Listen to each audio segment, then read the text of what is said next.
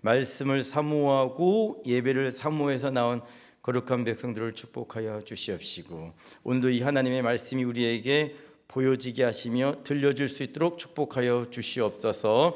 전하는 자와 듣는 자가 함께 은혜 받는 시간 될 수 있도록 축복해 주옵소서. 감사드립니다. 예수님의 귀하신 이름으로 기도드렸습니다. 아멘.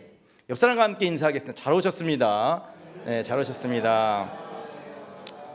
잘 오셨습니다. 네. 사도행전 8장에 보니까 초대교회를 향한 바울의 핍박이 시작이 되었습니다. 얼마나 무서웠는지요. 그 핍박이. 그래서 성도들이 뿔뿔이 흩어지게 됩니다. 그 중에 성경이 주목하는 분이 한 분 계셨는데 바로 오늘 본문에 등장하는 빌립 집사. 빌립이 복음을 들고 사마리아로 갔습니다. 사마리아로 가서 예수 믿으면 복 받습니다, 좋은 일이 생깁니다, 형통합니다, 이렇게 전하지 않고요, 사마리아에 가서 뭐만 전했는지 예수님만 전했습니다. 그게 사도행전 8장 5절에 나오는데요. 사도행전 8장 5절 함께 읽어보겠습니다. 시작. 빌립이 사마리아 성에 내려가 그리스도를 백성에게 전파하니. 빌립이 여러 가지 이야기하지 않았습니다. 딱 하나, 예수님이 그리스도이십니다, 예수님이 하나님의 아들이십니다, 예수님이 이 땅에 보내신 메시아입니다, 이것만 전했습니다. 근데 빌립이 복음을 전할 때에 성령님도 도와주세요. 성령님이 빌립이 전하는 복음이 진짜야 사실이야 라고 하는 것을 알려주시기 위해서 모두 나타나셨다고요? 표적을 보여주셨다고요. 그게 사도행전 8장 6절입니다. 함께 읽어보겠습니다. 시작. 무리가 빌립의 말도 듣고 행하는 표적도 보고 한 마음으로 그가 하는 말을 따르더라. 아멘. 빌립이 전하는 복음이 사실이야. 뭐가요? 예수님이 하나님의 아들이심이, 예수님이 그리스도이심이 사실이야 라고 하는 것을 확실하게 보여주기 위해서 성령님께서 사마리아 땅에 표적을 보여주셨다고, 기적을 보여주셨다라는 겁니다. 이렇게 사마리아에 살았던 사람들이 빌립이 전하는 복음을 듣고 예수를 믿었습니다. 빌립이 전하는 복음을 듣고 예수를 믿자, 지난 시간에 우리가 본 것처럼 그의 삶에 첫 번째로 나타났던 변화가 뭐라고요? 삶의 주인이 바뀌었다라는 겁니다. 복음이 들어오는 순간 사마리아에 살던 사람들의 삶의 주인이 더러운 귀신에서 삶의 주인이 예수님으로 바뀌었다라는 것이죠. 그게 어디에 나오냐? 사도행전 8장 7절과 8절에 나오는데 제가 한번 읽어보겠습니다. 많은 사람에게 붙었던 더러운 귀신들이 크게 소리를 지르고 나가고 또 많은 중풍병자와 못 걷는 사람이 나으니 그 성에 큰 기쁨이 있더라. 예수님이 주인이 되니까 그 전에 주인이었던 더러운 귀신들이 다 쫓겨나갔다고요. 새로운 주인이 오니까 뭐라고요? 그 전에 있던 사람들이 집을 비워줘야 됐었는데 그 전에 주인들이 누구였냐? 더러운 귀신이었다라는 것이죠. 우리의 삶도 마찬가지입니다. 복음을 듣고 예수를 믿으면 우리의 삶의 주인이 바뀌어야 됩니다. 더러운 귀신을 섬기는 자가 아니라 복음을 믿으면 내 삶의 주인이 예수님이 되어야 되는 것이죠. 저와 여러분의 삶에 예수님이 주인 되시기를 주님의 이름으로 부탁을 드립니다. 복음을 통해 빌립을 통해 사마리아 땅에 복음이 전해졌고요, 복음을 전해지자 그 땅의 주인이 더러운 귀신에서 예수님으로 바뀌었습니다. 그런데 모든 사람의 주인이 바뀌었냐? 아니었잖아요. 지난 시간에 우리가 본 것처럼 사마리아 땅에 마술사 시몬이라고 하는 사람이 살았는데 그 사람의 인생에 있어서의 주인은 바뀌지 않았습니다. 심지어 가장 충격을 받았던 게 뭡니까? 그 사람이 예수도 믿었고 세례도 받았다니까요. 사도행전 8장 13절입니다. 사도행전 8장 13절 함께 읽어보겠습니다. 시작. 시몬도 믿고 세례를 받은 후에 전심으로 빌립을 따라다니며 그 나타나는 표적과 큰 능력을 보고 놀라니라. 마술사 시몬이라고 하는 사람이 사마리아 땅에 있었는데요, 그는 하나님의 능력을 가졌다라고 불리울 만큼의 큰 능력을 가졌던 사람이었습니다. 그런데 시몬이 빌립이 전하는 복음을 듣고 예수를 믿었다니까요. 보십시오, 시몬도 믿었대잖아요. 누굴 믿었겠습니까? 예수를 믿었습니다. 세례를 받았습니다. 누구의 이름으로 세례를 받았겠습니까? 예수님의 이름으로 세례를 받았겠지요. 그런데 시몬의 인생의 주인은 바뀌지 않았습니다. 시몬의 인생의 주인은 여전히 더러운 귀신들이었습니다. 왜 시몬의 인생에 있어서의 주인은 바뀌지 않았을까요? 욕심 때문에 예수를 믿었기 때문입니다.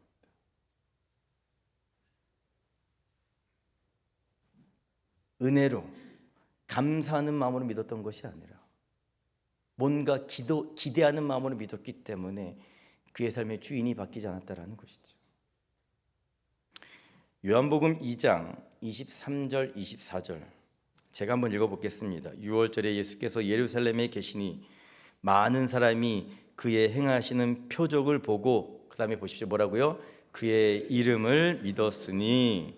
사람들이 예수님을 믿었다고요.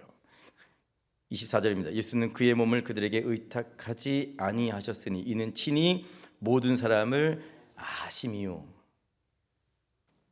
많은 사람들이 예수님을 믿었는데 예수님께서 자기의 몸을 그들에게 의탁하지 아니하셨다라고 합니다. 왜냐? 이들이 어떤 마음으로 예수를 믿었는지 아셨기 때문에. 사람들이 어떤 목적으로 예수를 믿었습니까? 표적을 보고 믿었습니다. 기적을 보고 믿었습니다.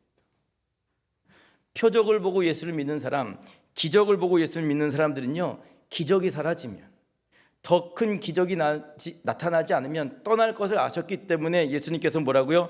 자기의 몸을 그들에게 맡기지 않으셨다고요. 오늘 우리들도 마찬가지입니다. 주님께서 우리가 어떤 마음으로 예수를 믿는지 뭐라고요? 아신대요. 얼마나 두렵습니까? 표적 때문에, 성공 때문에, 기적 때문에, 욕심 때문에 믿는지, 아니면 정말 주님을 사랑해서 이 자리에 와 있는지 주님께서 아신다라고 이야기합니다. 사랑하는 여러분, 우리는 날 구원해 주신 그 은혜에 감사해서 주님을 믿는 우리들 모두가 되시기를 주님의 이름으로 부탁을 드립니다. 이렇게 빌립 집사가 복음을 두고 사마리아로 갔고요, 가서 전했더니 그 땅의 주인이 바뀌었습니다. 더러운 귀신들이 물러나고 예수님이 그 땅의 주인이 되었습니다. 근데 핵심이 뭐였다고요? 핵심은 주인이 바뀌었다가 아니잖아요. 하나님의 복음이 유대인들이 싫어했던 사마리아 땅에 전해졌다라는 것 아니겠습니까? 유대인들이 개처럼 싫어했던 그 사마리아 땅에 복음이 전해지게 되었고, 하나님께서 사마리아 사람들도 사랑하신다, 경계가 무너졌다, 이걸 이야기하고 싶었다라는 것이죠. 빌립이 사마리아 땅에서 열심히 사역하고 있을 때 오늘 본문에 보니까 주님의 사자가 찾아오십니다. 26절입니다. 26절 제가 한번 읽어보겠습니다. 주의 사자가 빌립에게 말하여 이르되 일어나서 남쪽으로 향하여 예루살렘에서 가사로 내려가는 길까지 가라 하니 그 길은 광야라. 어느 날 주의 사자가 오더니요, 사마리아를 떠나라 말씀하셨습니다. 아니, 부흥도 잘 되고 사람들도 예수를 잘 믿고 은혜도 넘치고 성령님께도 임재하셔가지고 막 점점 늘어나고 있는데, 주의 사자가 오더니 뭐라고요? 예루살렘으로 돌아가라는 것도 아니고 예루살렘을 지나서 가사로 내려가라 말씀하십니다. 이 가사가 어디냐? 오늘날의 가자지구입니다. 26절에 보면 굉장히 짧은 말씀인데요, 이해가 되지 않는 두 가지의 의무사항이 있죠. 첫 번째, 하나님께서 빌립에게 사마리아를 떠나라 말씀하십니다. 떠나라 말씀하시면 이유를 알려줘야 되잖아요. 왜 가야 되는지. 두 번째, 이해가 되지 않았던 것은 빌립을 들어서 어디로 보내십니까? 광야로 보내십니다. 광야는 아시는 것처럼 풀 한 폭이 자라지 않는 죽음의 땅이잖아요. 사람들이 잘 가지 않으려고 하는 땅입니다. 더 중요한 건 거기에 사람이 있겠냐고요. 그런데 하나님께서 빌립에게 오시더니 광야로 가라 말씀하십니다. 놀라운 건 빌립이 또 이 말에 순종을 해요. 이유도 묻지 않습니다.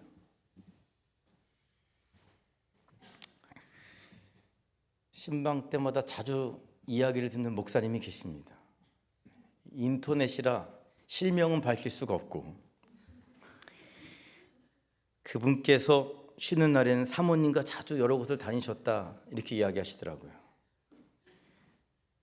너무 많이 듣다 보니까 지난 월요일날 가만히 있으면 꼭 제 아내한테 죄 지는 것 같아서 제 아내와 함께 걸어가면 4-5시간 걸리는 멀리 있는 전남 장흥 아시죠? 전남 장흥. 거기 가서 점심 빨리 먹고 와서 쉴까 이럴 생각으로 집을 딱 나섰는데, 요 앞에 동초등학교를 딱 지나가는데 그분께서 전화가 오셨습니다. 그분은 하나님이 아니시고, 여러분들이 사모하시는 그분께서 전화 오셔가지고 어디가? 뭐해? 이렇게 물어보시더라고요. 그래서 목사님 때문에 제가 제 아내를 이끌고 지금 밥 먹으러 가고 있습니다. 근데 또 자기도 이 전라도에 내려오시는 중이라고 말씀하시더라고요. 그래서 순천에 만나서 밥을 먹자. 그래서 뭐 장흥이나 순천이나 옆 동네니까 그러죠. 그래서 순천에서 밥을 먹었습니다. 밥을 먹고 이제 집에 올라가니까 다음 계획이 뭐야? 그래서 밥 먹고 빨리 갈 생각해서 계획이 없는데 했더니 순천 옆에 광양이라고 있는 곳이 있는데 광양에 매화 축제 가니까 꽃 보러 가자 말씀하시더라고요. 매화는 정장로님이 좋아하지 저는 그렇게 좋아하지 않는데, 어쨌든 뭐 순천 옆이니까. 그래서 홍매화를 보러 갔다 왔습니다. 매화 보고 났더니 강 건너에 좋은 솔밭이 있다고 하더라고요. 그래서 솔밭에 가서 30분을 걷다 보니까 저녁 시간이 되었습니다.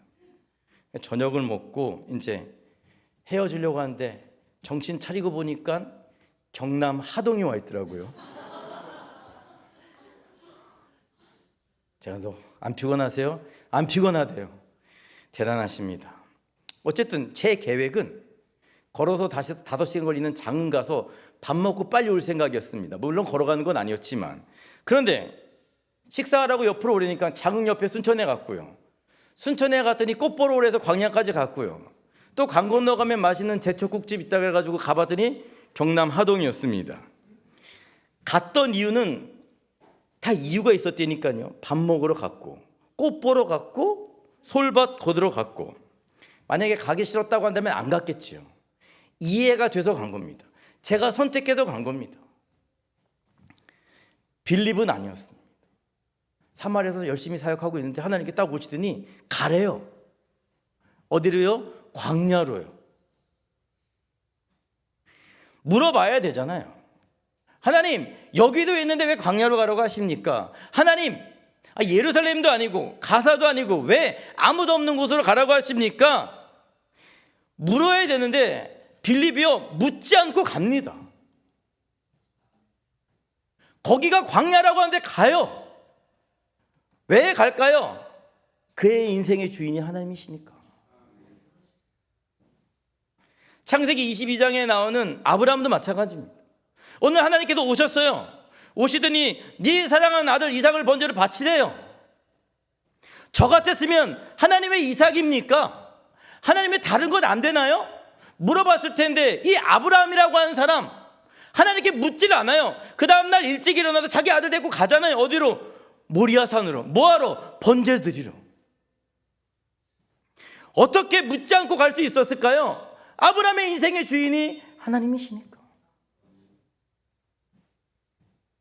빌립도 아브라함도 그의 인생의 주인이 하나님이셨습니다. 그래서 명령하시면 순종했던 겁니다.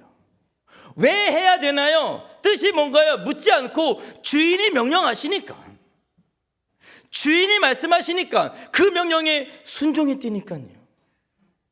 여러분의 인생의 주인은 누구십니까?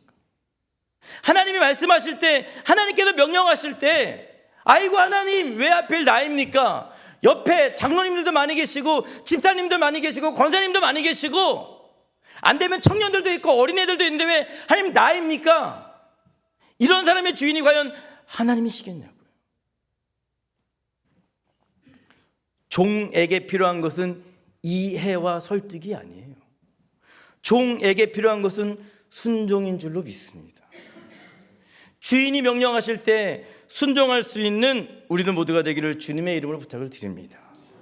아브라함이요, 이해가 안 되는데 순종했어요.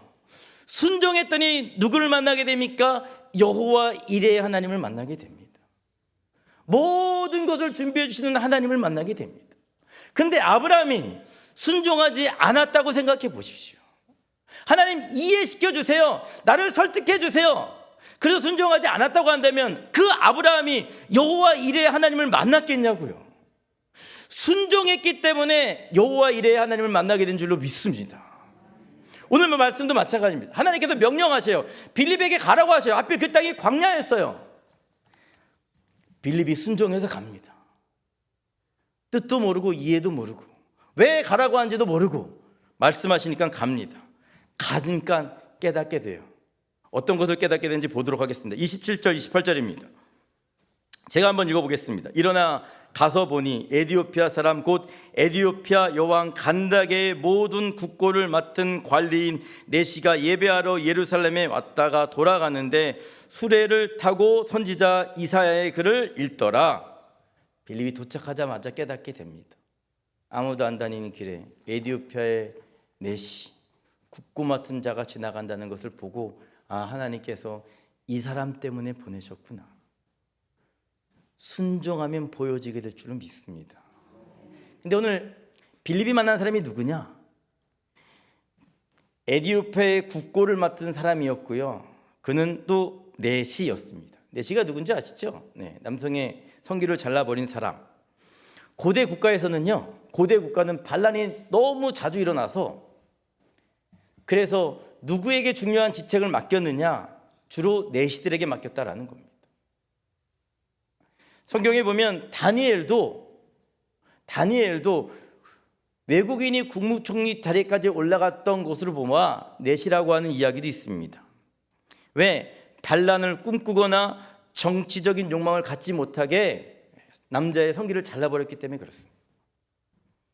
더욱이 오늘 성경에 나오는 내시는 어떤 사람이었느냐? 국고를 맡았던 사람, 우리나라로 이야기하면 기획재정부 장관. 굉장히 높은 서열이죠. 우리나라에서도 12번째더라고요, 서열 순위가. 쉽게 말해서 최고위 공무원을 만났다라는 겁니다. 근데 이건 핵심이 아닙니다. 빌립이 순종해서 갔더니 평상시에 만날 수 없었던 그 높은 관직을 가졌던 사람을 만났다. 이게 핵심이 아닙니다. 오늘 말씀의 핵심은 이게 아니고요, 다른 곳에 있는데, 유대인들의 입장에서 보자면 내시를 봐야 돼. 유대인들 입장에서 내시는 어떤 사람이냐?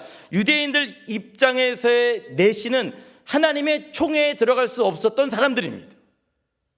어디에 나오냐? 신명기 23장 1절에 나옵니다. 신명기 23장 1절.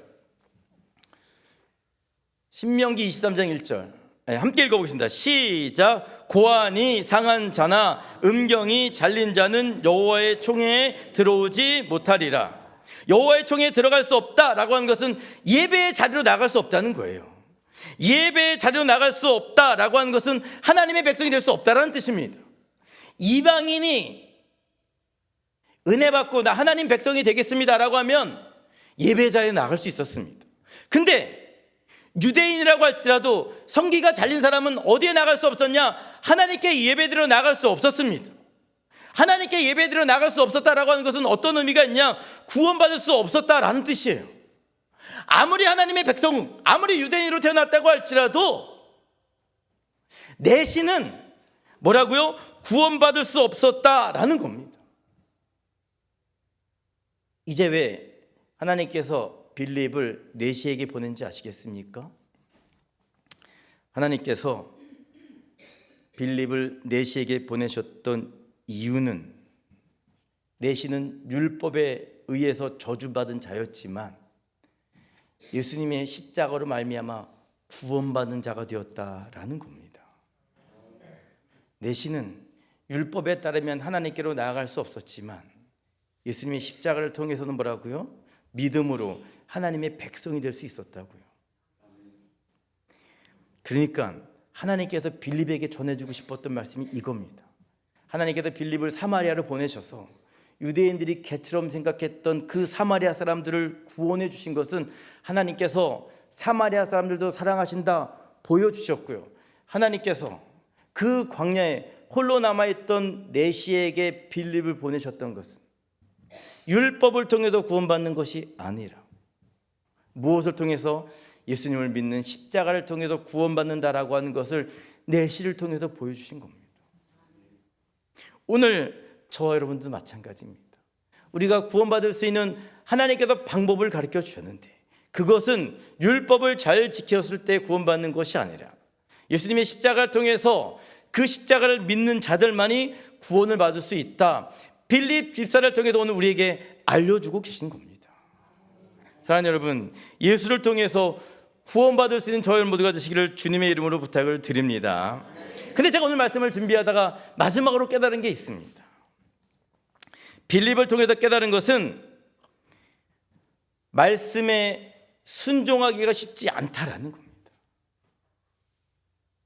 하나님께서 우리를 자꾸 순종의 자리로 부르시는데, 자꾸 믿음의 자리를 부르시는데, 자꾸 가라고 하시고 멈추라고 하시는데 그 자리까지 나아가기가 쉽지 않습니다. 왜?